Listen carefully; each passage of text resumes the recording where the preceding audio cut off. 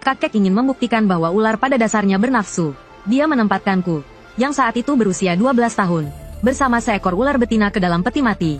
Tapi yang tak terduga adalah, ketika aku bangun keesokan harinya, yang terbaring di sampingku adalah seorang wanita cantik. Dan perutnya sangat besar. Lihat ini, kakek bukannya sedih malah gembira. Dia bahkan bersumpah akan mengadakan pesta 800 meja. Karena aku lahir dengan takdir yin yang ekstrim. Kakek, yang sedikit mengerti Feng Shui, menyuruhku tidur di dalam peti mati. Saat itu, anak-anak di desa menjauhi dan mengucilkanku. Mereka bilang hanya orang mati yang tidur di peti mati. Kupikir aku akan kesepian seumur hidupku. Tapi pada musim panas saat aku berusia 6 tahun, seekor ular piton biru yang terluka benar-benar mengubah takdirku. Malam itu, orang dewasa menyalakan senter seperti sedang mencari sesuatu. Tapi kakek pernah bilang, saat malam tiba, aku tidak boleh keluar rumah. Namun, karena penasaran, aku membuka jendela. Saat itu juga, seekor ular biru masuk ke kamarku. Aku menatapnya dengan saksama. Ada 6 luka di tubuhnya. Sebagai sesama pembawa sial, aku merasa iba, dan dia sepertinya mengerti perasaanku. Dia tidak menyakitiku. Aku segera menyembunyikannya di dalam peti mati. Saat itu juga, pintu kamarku diketuk. Kakek bertanya apakah aku melihat sesuatu. Aku berpura-pura mengantuk dan menjawab, tidak. Penduduk desa yang berdiri di luar pintu akhirnya pergi. Ular itu kemudian menjulurkan kepalanya sebagai tanda terima kasih. Begitulah, aku memeluknya dan tidur selama 6 tahun penuh. Sampai malam sebelum ulang tahunku yang ke-12. Kakek masuk ke kamarku sambil membawa dupa dan berkata, 7 malam ke depan sangat penting. Jika kau melewatinya dengan selamat, kau akan hidup. Jika tidak, itu sudah takdir. Apa maksud kakek? Tanyaku dengan bingung. Kakek menghela nafas dan berkata, kau tahu kenapa aku menyuruhmu tidur di peti mati ini? Takdirmu adalah yin yang ekstrim. Takdir seperti ini sangat langka. Ini adalah takdir yang direbut hantu. Dan 12 adalah angka yang menunjukkan takdir. Setelah jam 12 malam ini, kau akan berusia 12 tahun.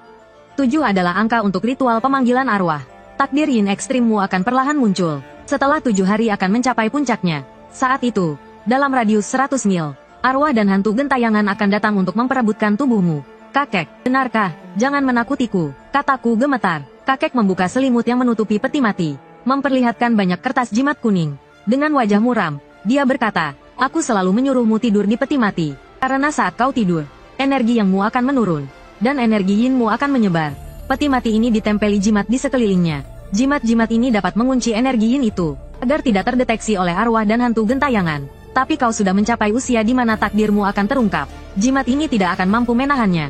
Sekarang hanya bisa berdoa agar dalam radius 100 li, tidak terlalu banyak roh jahat berkeliaran. Aku mengangguk pelan. Setelah kakek pergi, aku berbaring di peti mati seperti biasa. Malam itu aku tidak tidur semalaman. Aku terus memeluk ular itu. Meskipun hari ketiga aku baik-baik saja, tetapi 6 orang di desa mati tanpa sebab. Setelah mereka mati, tumbuh sisik ular biru di kaki dan tangan mereka. Kejadian ini menjadi masalah besar. Karena orang-orang teringat ular biru 6 tahun lalu. Aku langsung teringat ular biru, yang tinggal di peti matiku. Karena warna sisiknya hampir sama. Orang-orang di desa kembali panik. Karena jika dihitung, sudah hampir 7 tahun. Hari itu semua orang di desa datang ke rumahku, meminta kakek mencari solusi. Karena dulu dikatakan jika ular itu tidak dibunuh, mereka yang akan celaka setelah 7 tahun. Aku hampir yakin kematian ke-6 orang itu berhubungan dengan ular biru di peti matiku. Aku segera pergi ke peti mati di kamarku.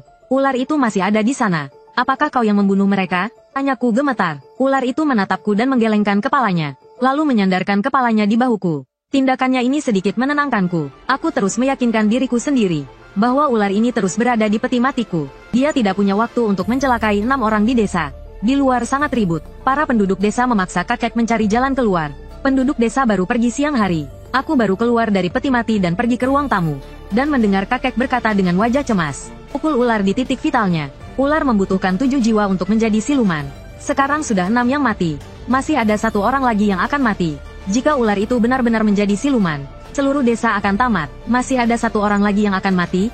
Tanyaku terkejut. Kakek mengangguk dan berkata, dan itu malam ini. Ke-6 orang yang mati itu adalah orang-orang yang pernah melukai ular itu. Tidak ada yang tahu siapa yang akan dicelakai ular itu selanjutnya. Aku teringat saat ular itu merayap ke peti matiku. Memang ada 6 luka di tubuhnya. Memikirkan hal ini, aku segera bertanya, kakek, apakah ke-6 orang itu mati karena digigit ular? Kakek menggelengkan kepalanya. Bukan. Saat ular hampir menjadi siluman, ia tidak perlu menggigit untuk membunuh. Bahkan jika ia bersembunyi di dalam gua, ia tetap bisa mencelakai orang. Aku tiba-tiba berdiri. Ada apa denganmu? Kakek mengerutkan kening. Aku menggigit bibirku dan menceritakan tentang ular itu. Kakek, sebenarnya ular biru itu selalu ada di peti matiku. Pak, kakek memukul meja dengan keras. dan berkata dengan marah, "Apa katamu? Aku menceritakan semuanya kepada kakek." Kakek benar-benar marah. Dia langsung menamparku. Saat itu aku masih kecil. Tamparan kakek membuatku terhuyung. Aku langsung menangis keras. Kakek tidak peduli tangisanku. Dia menyeretku ke kamarku. Sampai di dekat peti mati.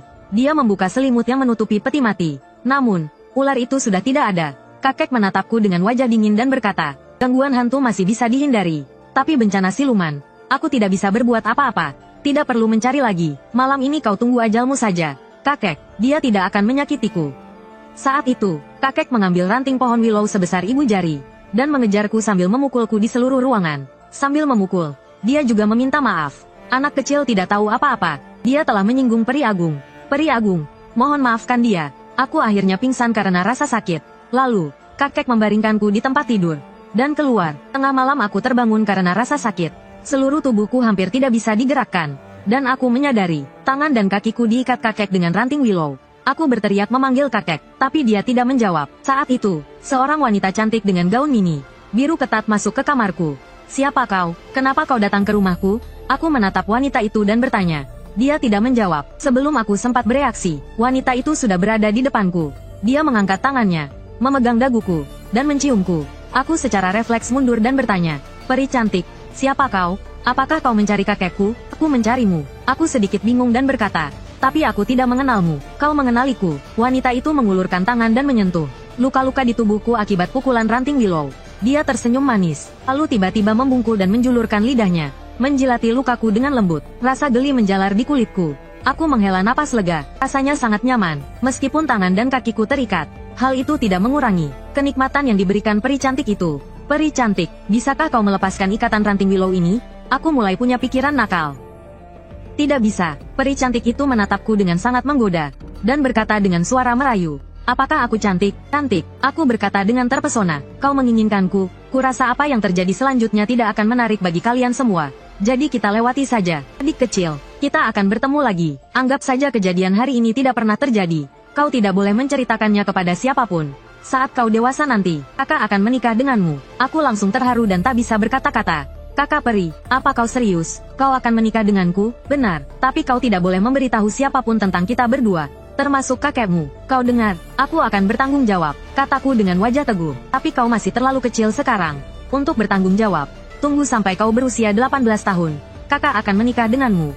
Sebelum aku bisa menjawab, seember air dingin mengguyurku. Kakek berdiri di depanku dan berkata dengan dingin, "Aduh, lukanya ternyata sudah sembuh dalam semalam. Cepat bangun dan ikut aku." "Kakek, kita mau kemana?" Aku baru saja mengucapkan beberapa kata. Kesadaranku kembali hilang. Saat aku membuka mata, hari sudah gelap. Kakek dan seorang kakek lainnya duduk di samping tempat tidur. Kakek yang lain itu tampak ramah dan baik hati. Kedua matanya menatapku dengan saksama dan berkata, tatapannya kosong dan dahinya menguning. Ini pertanda kematian mendadak karena kecelakaan. Lidahnya menghitam dan bibirnya membiru. Dalam 7 hari, dia pasti akan mati mendadak. "Saudara Zhao, anak kecil ini ajalnya sudah dekat." Kakek menatapku dengan wajah pucat. "Saudaraku, cucuku ini tidak punya ayah dan ibu.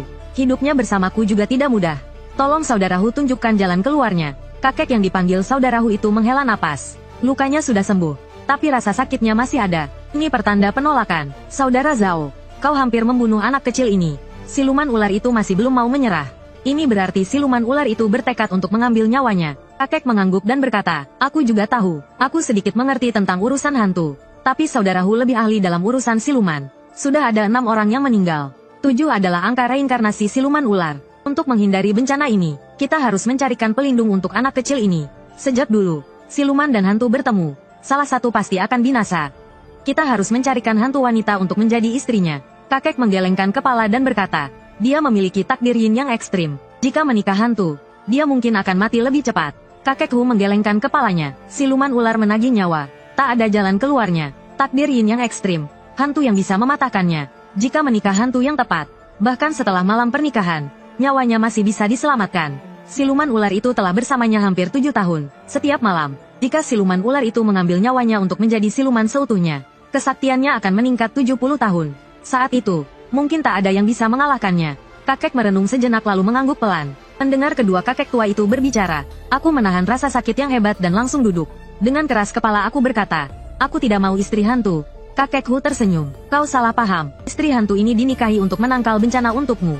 Tidak akan mempengaruhi pernikahanmu di masa depan. Mataku berbinar setelah mendengarnya. Kakek, benarkah? Tentu saja benar. Kau pikir hantu perempuan bisa menemanimu seumur hidup? Mereka juga harus bereinkarnasi. Hatiku merasa sangat tidak adil saat itu, dan merasa bersalah pada kakak peri. Aku hanya bisa cemberut dan berkata, kalau begitu, kakek, carikan aku yang cantik. Aku ingin memilih sendiri. Mana ada hantu yang cantik? Masih mau pilih-pilih? Ada hantu yang mau denganmu saja sudah untung. Masalah yang kau buat, kau sendiri yang tanggung akibatnya. Kakek sama sekali tidak takut membuatku kecewa. Jiwa bergantung pada Buddha. Hantu mencintai drama. Saudara Zhao, segeralah hubungi rombongan opera hantu. Kakek Hu berkata. Kakek mengangguk lalu keluar. Kakek Hu kemudian membawa beberapa sesaji dan membawaku ke bukit makam 5 li dari sini untuk memanggil hantu. Kami menunggu sampai malam tiba. Kakek Hu membimbingku untuk melihat satu persatu nisan, memeriksa apakah yang dikubur di dalamnya laki-laki atau perempuan. Jika perempuan, kami akan melihat berapa usianya saat meninggal. Yang berusia di atas 25 tahun pada dasarnya diabaikan. Karena di desa, perempuan di atas 25 tahun biasanya sudah menikah. Mereka yang sudah menikah sebelum meninggal tidak bisa dinikahi secara hantu. Setelah mencari lebih dari 10 makam, akhirnya kami menemukan seorang wanita yang meninggal pada usia 22 tahun. Kakek Hu mengeluarkan sebuah apel, menyalakan dupa dan berkata, besok malam, pukul 12, di rumah keluarga Lao Zhao di pintu masuk desa Yingfu akan ada pertunjukan dewa. Akan ada petasan sebagai penunjuk jalan. Jika Nona tertarik, silakan datang dan lihat. Aku membungkuk 3 kali. Kami melanjutkan pencarian makam lain yang memenuhi syarat. Malam itu kami mengunjungi lebih dari 10 makam. Ketika kami kembali ke rumah, sudah tengah hari. Rombongan opera hantu juga sudah tiba. Kakek dan penduduk desa sedang membangun panggung. Aku duduk diam di bangku kecil, mendengarkan kakek menjelaskan kepada penduduk desa bahwa nyawaku akan digunakan untuk memancing siluman ular agar bisa dibasmi. Ketika panggung hampir selesai, kakek hendak menyiapkan makan siang dan menyembelih 2 ayam betina peliharaan kami yang tersisa. Saat aku membantunya mencabuti bulu ayam, aku bertanya, kakek, apakah cara ini berhasil? Kakek menghela nafas dan berkata, aku juga tidak bisa menjamin kau akan selamat. Tapi jika kita tidak melakukan apa-apa, kau pasti mati. Orang-orang yang membantu pulang setelah makan. Namun, di antara anggota rombongan opera, ternyata ada seseorang yang sangat mirip dengan kakak peri. Kami punya perjanjian, saat bertemu, kita tidak boleh saling mengenal. Aturan opera hantu ini, semua rombongan opera mengerti. Pertama, mereka memakaikanku setelan pengantin baru berwarna merah cerah. 15 meja persegi 8 dewa. Aku duduk di tengah. Meja-meja itu ditutupi kain putih. Di atasnya ada dupa, daging mentah, dan buah-buahan. Di bangku panjang, ada setumpuk uang kertas kuning yang ditekan dengan batu. Hanya ada 2 benda di meja di depanku. Salah satunya adalah cincin giok pusaka keluarga kami. Di bawah cincin giok itu ada kertas berisi tanggal lahirku. Adik kecil, masih ingat aku? Orang yang mirip peri dari rombongan opera itu berjalan mendekat.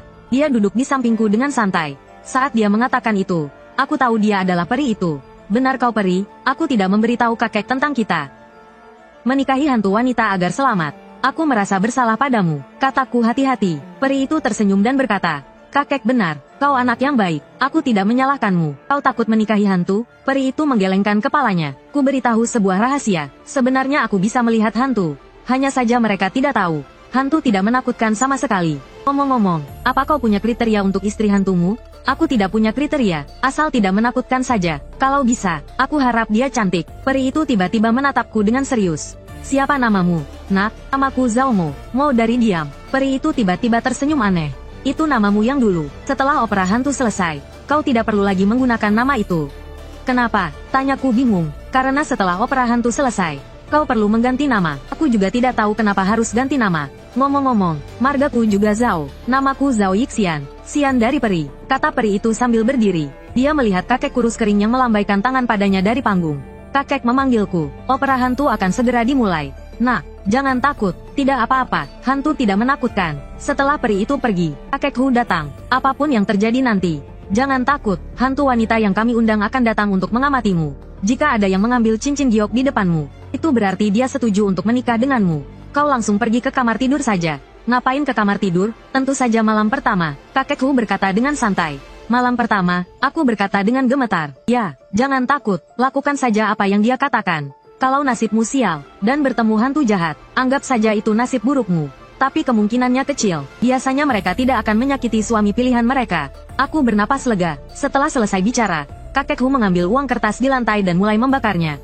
Waktunya tepat tengah malam, dia menyalakan petasan di pintu dengan dupa. 2 orang berpakaian kain kafan keluar dari belakang panggung. Wajah mereka pucat dan lingkaran mata mereka hitam. Wanita yang keluar berbicara dengan suara lembut. Pertunjukan Dewa Tengah Malam. Hormat kami undang para dewa untuk duduk. Lagu hari ini adalah Janda Ziarah Kubur. Penampil wanita baru saja selesai mengumumkan. Angin dingin bertiup dari pintu halaman. Batu yang menekan kertas kuning di bangku panjang jatuh ke tanah. Kertas kuning itu terangkat oleh kekuatan tak terlihat. Seluruh tumpukan terbang dari bangku ke meja. Seiring berjalannya waktu, hantu wanita yang diundang tadi malam telah duduk. Penampil wanita di atas panggung saat ini sudah berbaring di atas penampil pria, meratap dengan suara melengking. Kulit kepalaku merinding, rasanya seperti ada yang meraba-raba tubuhku. Entah berapa lama, tiba-tiba terdengar tepuk tangan di sekitar. Aku melihat ke atas. Pertunjukan hantu telah selesai. Penampil wanita itu kembali berbicara dengan suara lembut. Janda Ziarah Kubur telah selesai. Selanjutnya adalah babak kedua, istri Yin, suami Yang. Pengantin pria sudah ada di antara para dewa. Tanggal lahirnya juga telah dipersembahkan. Jika berkenan, terimalah mahar ini dan nikahi dia sebagai pasangan Yin dan Yang. Jika tidak berkenan, terima kasih atas kehadirannya. Setelah selesai bicara, penampil wanita itu mundur ke belakang panggung. Semua orang di atas panggung juga mundur.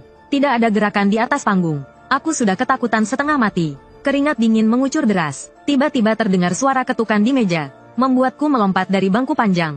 Belasan tangan pucat muncul di sekitar Liontin Giok. Saat aku melompat, dua telapak tangan mendarat di bahuku, menekanku kembali ke bangku panjang. Para saudari, ini, apa maksudnya ini? Aku sudah gemetar ketakutan. Tangan-tangan ini terputus di pergelangan tangan, dan perlahan-lahan terangkat dari meja. Semuanya meraihku. Takdir 8 karakter Yin ekstrim. Aku yang ambil. Aku yang ambil. Sudah puluhan tahun tidak ada yang memberiku sesajen. Anak kecil ini milikku. Kalian semua pergi. Aku mati lebih dulu. Dia milikku. Kalau begitu, kita robek-robek saja dia. Aku hampir pingsan mendengar suara-suara itu. Dengan suara gemetar aku bertanya, apa maksud kalian? Maksudnya, mereka semua menginginkanmu. Suara Zhao Yixian terdengar riang. Sebelum aku sempat bicara, Zhao Yixian berkata dengan dingin, pengantin prianya cuma satu. Kalian tidak bisa mendapatkannya semua. Yang tercantuk boleh tinggal. Sisanya, pergi dari hadapanku. Setelah Zhao Yixian berkata begitu, dari belasan tangan, hanya tersisa satu. Kau milikku sekarang. Suara mengerikan terdengar di telingaku. Kau sanggup melawan siluman ular berusia 500 tahun itu? Hantu wanita itu tertegun. Belum sempat bicara. Kalau tidak, pergi, jangan mengganggu. Hantu wanita itu tiba-tiba mengucapkan maaf, lalu langsung pergi dari sana. Saat itu, lampu di panggung menyala. Kakek langsung berlari dari belakang panggung. Dia melihat ke meja dan bernapas lega. Yu Huan hilang. Sepertinya dia sudah menemukan istri hantunya. Saat jam berganti ke jam 1 pagi, kita akan bawa anak itu ke kamar tidur. Kakek Hu menjelaskan rencananya. Aku mulai mencari Zhao Yixian. Tapi hal aneh terjadi lagi. Zhao Yixian sudah tidak ada di halaman. Pimpinan rombongan, di mana cucumu? Tanyaku cepat. Cucu yang mana? Tanya pimpinan rombongan dengan bingung. Zhao Yixian, peri cantik yang datang bersama kalian. Kataku panik. Kami hanya berempat saat datang ke sini. Bos, sebaiknya kau segera bayar kami. Kami mau pergi. Setelah rombongan opera pergi, kakekku segera bertanya, ceritakan semua yang terjadi barusan. Siapa Zhao Yixian itu? Ku segera menceritakan semuanya, tapi tidak menceritakan tentang aku dan Zhao Yixian. Setelah mendengar ceritaku, kakekku termenung. Zhao Yixian yang kau ceritakan itu mungkin jelmaan siluman ular. Dia datang lebih awal. Aku terkejut dan tanpa sadar berkata, tidak mungkin, Zhao Yixian bukan siluman ular. Tadi dia menyelamatkanku, dan dia juga mengambil Yuhuanku. Bukankah kau bilang siapa yang mengambil Yuhuan berarti setuju menikah denganku? Kakekku tertegun. Dia menatapku dengan bingung. Jangan bilang kau jatuh cinta pada siluman ular itu. Dia bukan siluman ular, bantahku keras. Kalau bukan karena dia, aku sudah dicabik-cabik hantu-hantu itu. Zhao kecil, anak itu ada benarnya juga. Siluman ular itu mengambil cincin Giok. Mungkin dia benar-benar ingin menikah dengannya. Kakek mengangguk dan berkata, Kakhu, kau harus hati-hati. Sekarang kita hanya bisa mengawasinya. Jika siluman ular itu ingin menuntut nyawanya, aku akan menyerahkan tulang tuaku padanya. Kakek, aku akan menunggunya di kamar tidur. Jika dia benar-benar siluman ular, aku menerimanya. Lalu aku kembali ke kamar tidur dengan mengenakan baju pengantin yang longgar.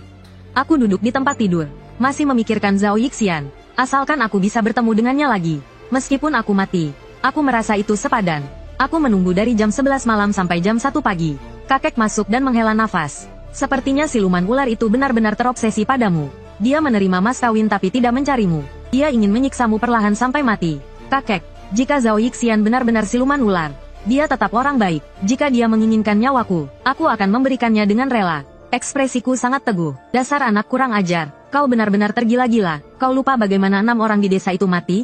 Jika dia orang baik, apakah dia akan membunuh mereka? Cepat lepas bajumu dan ikut aku. Wajah kakek pucat pasi.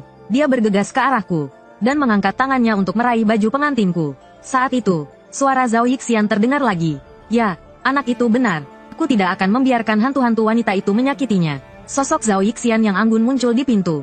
Di bawah cahaya lampu yang kekuningan, dia tampak lebih menawan. Aku cepat-cepat membungkuk untuk menghindari kakek, dan berlari ke arahnya. Aku langsung memeluknya. Kakek melihatnya dan menghela nafas. Peri, atas kejadian sebelumnya, cucuku yang tidak berguna ini salah. Tapi 6 orang sudah mati. Balas dendam peri seharusnya sudah cukup. Aku tidak tahu mengapa peri terus mengganggunya. Zhao Yixian tersenyum manis, dan memelukku erat sambil berkata, Tuan tua, kau salah paham padaku. Zhao mau menyelamatkanku. Bagaimana mungkin aku menyakitinya? Menyelamatkanmu? Aku dan kakek bertanya bersamaan. Manusia mati menjadi hantu, hewan menjadi siluman.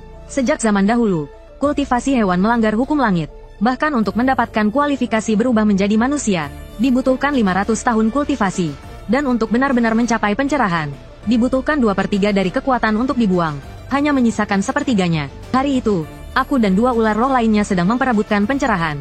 Ketika kami tidak bisa melawan, kami bertemu dengan 6 orang dari desa. Aku pikir kami bertiga akan kehilangan semua usaha kami, dan mati dalam bencana ini. Tanpa diduga, aku beruntung. Aku hanya kehilangan banyak energi. Akhirnya aku tinggal di peti mati Zhao Mo untuk memulihkan energi. Mendengar kata-kata Zhao Yixian, aku akhirnya mengerti apa yang terjadi.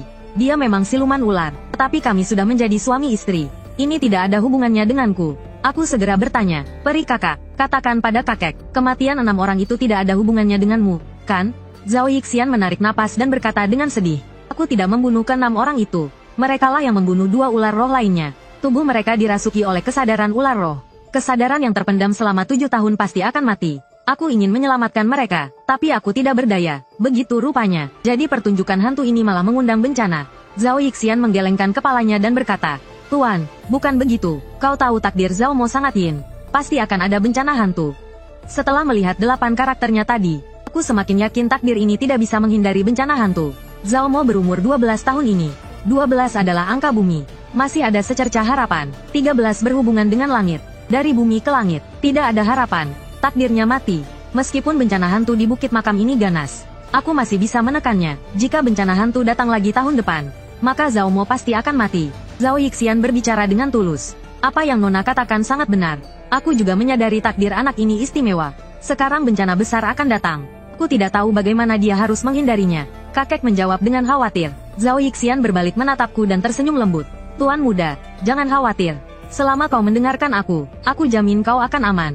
Panggilan Tuan muda membuatku merasa nyaman. Kau memanggilnya Tuan muda, apakah Nona akan menikah dengan anak ini? Kakek bertanya dengan terkejut. Zhao Yixian menjawab tanpa ragu.